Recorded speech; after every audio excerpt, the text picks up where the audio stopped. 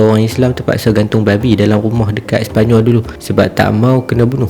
So tadi lepas Ratu Isabella take over Spain dari kerajaan Islam Andalus, dia minta Pope waktu tu sign decree untuk dia boleh buru mana-mana orang Islam dan Yahudi under undang-undang Hirsi. Hirsi ni boleh ada sebab dia buat undang-undang yang orang Yahudi dan Islam wajib convert jadi Kristian Katolik.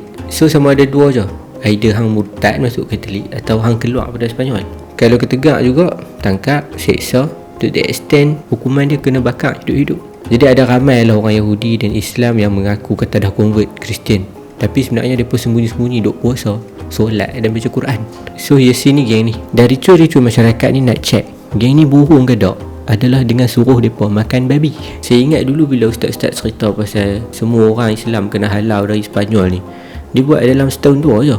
Rupanya benda ni jadi dalam masa 350 tahun dari hari pertama Ratu Isabella naik jadi Queen tahun 1478 sampailah tahun 1838. Lama amat. Ratu Isabella II yang decide untuk stop semua ni. Sebab benda ni, kalau hampa nak baca lagi detail lah pasal benda ni, dia panggil Spain Inquisition. Dia buatkan Spain jadi makin mundur dari negara-negara jiran Eropah dia yang makin maju. Tapi sebenarnya waktu tu kalau hang murtad dan makan babi pun hang tak selamat juga. Sebab kalau ada orang report kata hang sebenarnya bohong hanya sebab hang masak guna minyak zaitun dan bukan lemak babi, hang kena tangkap dan kena seksa dan dibunuh sama je. Macam ASA lah lebih kurang. Tangkap, seksa dulu baru sembang betul ke tak.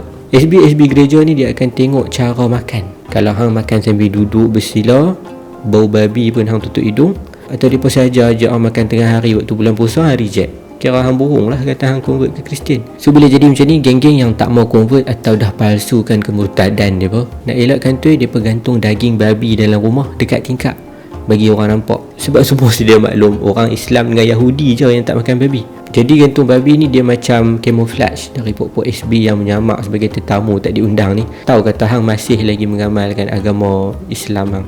Dan ada juga yang lagi ekstrim, belah babi terus depan rumah. Cuma dah tercakap pasal daging babi ni.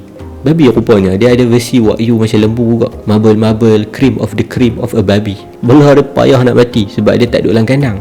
Main diet dia kacang ekon yang tumbuh dari bulan Oktober sampai Mac setiap tahun je. Kacang ekon ni kacang yang tupai dalam Ice Age duk ligan tu. Dia pun siap ada body nama Protected Designation of Origin, PDO, yang memang kerja monitor genetik babi ni untuk pastikan DNA dia 100% tulen dari tok nenek babi yang sama beratus tahun dulu sampai sekarang. Kok saat kita campur dengan DNA babi Bukit Tagar dia pun tak mau. Nama dia Pata Negra, babi premium yang hanya hidup di kawasan Semenanjung Iberia, Sepanyol.